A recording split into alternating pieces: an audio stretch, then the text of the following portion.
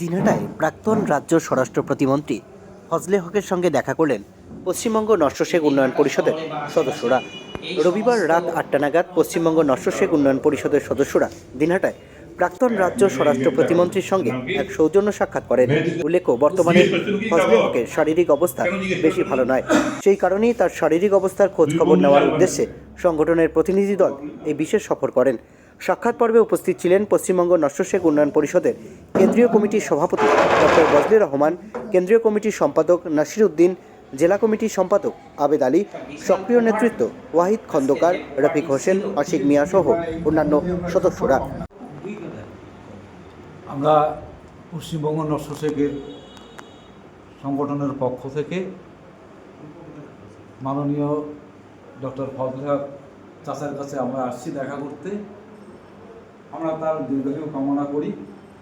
তার রাজনৈতিক জীবন আমরা বিভিন্ন লোকের কাছে শুনেছি এবং আমার এখন বয়স 60-এর মতো।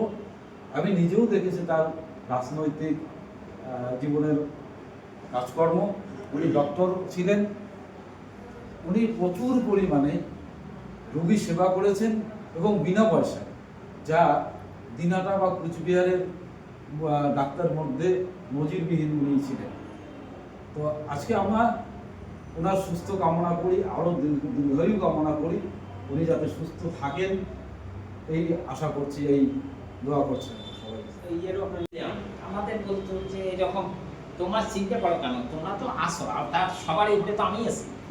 তাতে হিন্দু নেতৃত্বটাকে নিয়ে আসলে কত সুন্দরভাবে কাজ করা যায় এবং সেইভাবেই কাজ করে গেছে।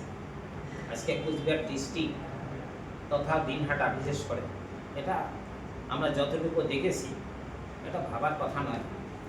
তারপরে তো আসলো বামফ্রন্ট 77-78 সালে, দীপক সেন আসলো, কমল গুহ আসলো, তারপরে ওনাদের রাজত্ব তো বোঝাই যাচ্ছে।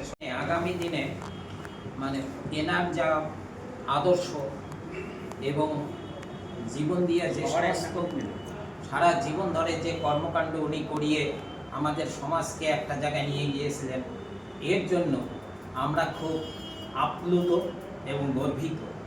আগামী দিনে এনাকে পাথেয় করে আমরা যেন আগামী দিনগুলি এবং যুব সমাজ এগিয়ে যেতে পারি, এটাই আমরা আশা করি এবং ওনার দীর্ঘায়ু কামনা করে আমরা কামনা করি উনি ভালো থাকুক, আরও দীর্ঘায়ু হোক এবং সুন্দর জীবন, শেষ জীবন পর্যন্ত উনি সুখী থাকুক।